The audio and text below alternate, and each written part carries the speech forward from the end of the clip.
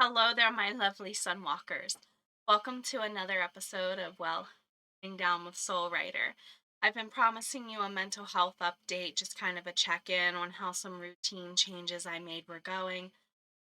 But I have a whole new reason to tell you why I need to learn to take my own advice. Take care of ourselves a little bit better every single day, my lovelies. We're definitely worth it. There's a trigger warning right up front. I will be talking about what it's kind of been like living with anxiety as a chronic symptom of multiple mental health disabilities. I'll also be mentioning the ups and downs of my trying to conceive infertility journey. So, as you can imagine, fortunately now pregnancy loss has to be stated as a trigger warning when I talk about that. So, again, my lovely, take care of ourselves because we're worth it. Let's get started.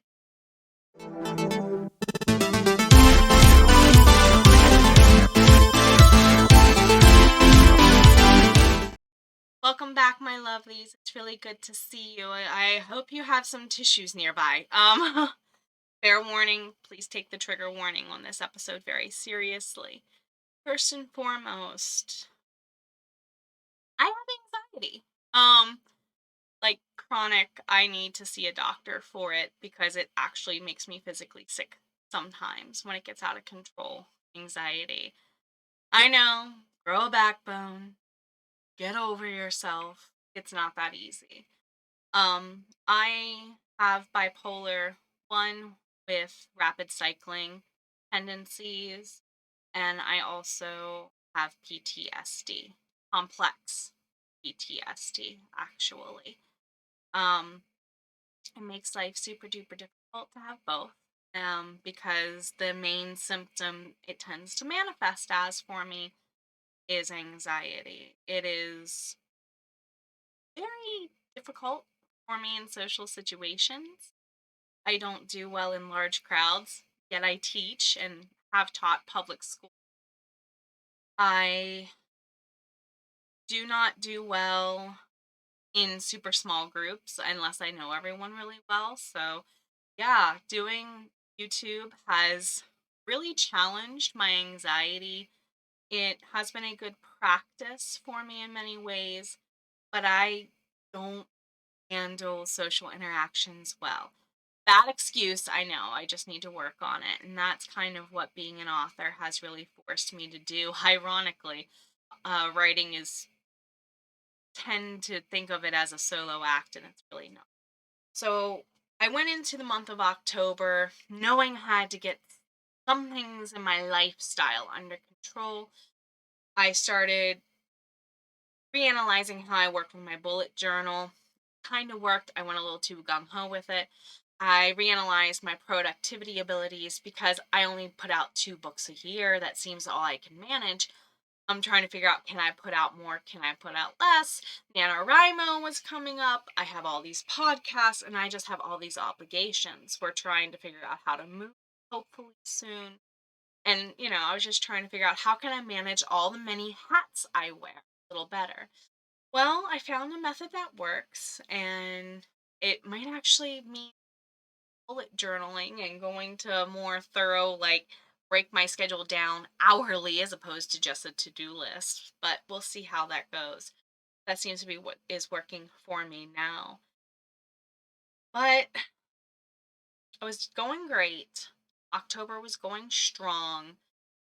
And then my time of the month to do my monthly test because I am of childbearing age came around. I also fight polycystic ovarian syndrome due to insulin resistance. Basically, what that means is my body is genetically coded to be set up to be diabetic no matter what I do to fight it.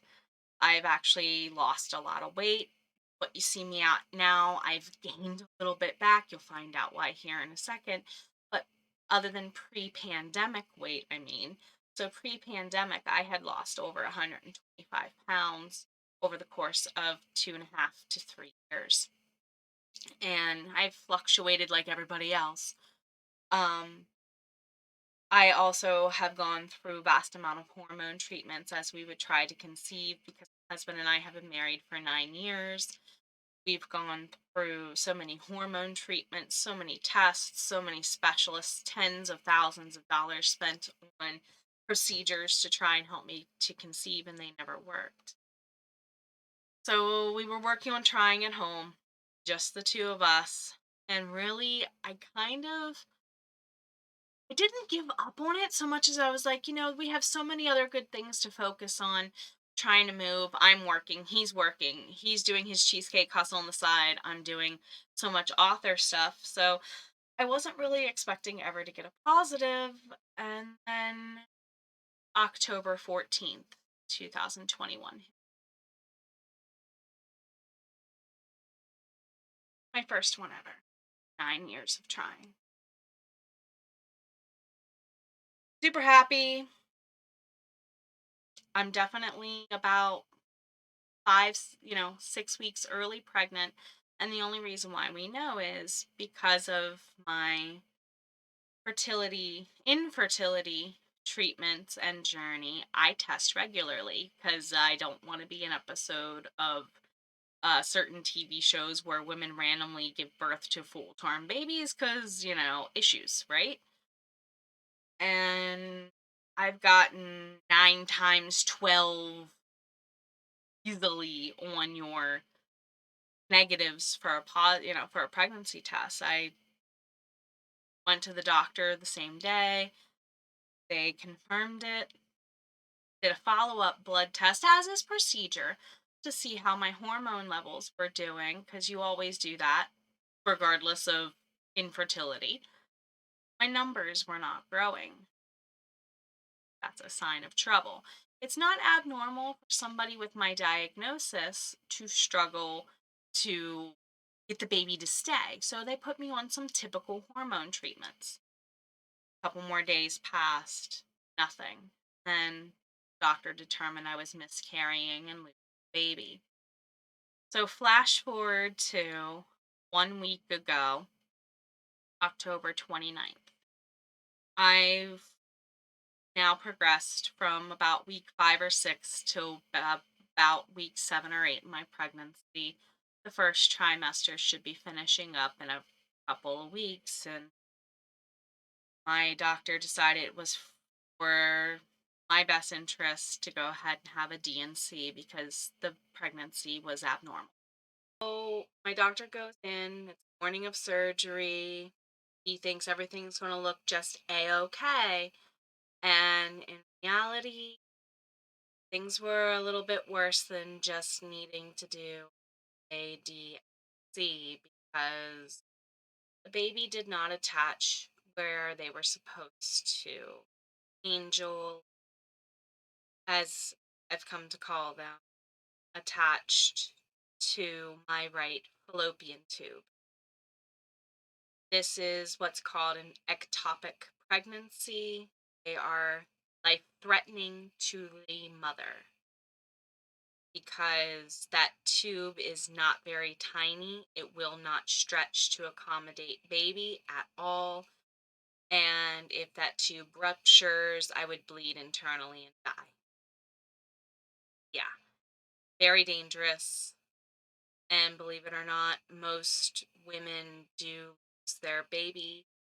It's 25% of all pregnancies either end in miscarriage or something similar to what I had.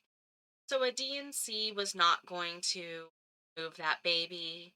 I went from having a DNC to a laparoscopic ectopic pregnancy removal. I woke up in the recovery room and I know something's not right because I hurt. I had my gallbladder out about 7 years ago. Yeah, about 7 years ago. And same pain, same pain. I looked at the nurse and I said, "Doctor didn't do it." And she said, "No, you're lucky to be here." I didn't lose much blood. I only lost a quarter So, not much. Um, I don't think they had to give me blood. So, enough for everyone involved to go. Thank God we caught it as early as we did. Thank God I test as often as I do. So, trigger warnings, my situation aside, gotta say, I'm going into the US version of Thanksgiving at the end of this month. Very thankful to be here. I am very thankful for my angel for teaching me to believe in magic again. But thank you most of all to all 200 plus people reached out to me in the course of the last week. I didn't know I knew that many people who knew who I was. So, from somebody who has horrible anxiety, thank you. Thank you for being here. Thank you for being part of my community. Thank you for every comment, for every like, for every hug, for every prayer, for every positive vibe, positive energy wish of good luck, wish of condolence. Thank you for anyone who has ever purchased one of my books.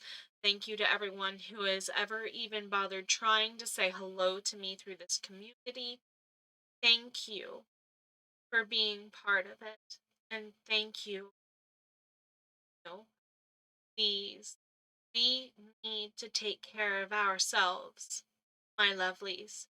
We are worth it. I love you all. Thank you. Take care of yourself. You deserve it. Bye.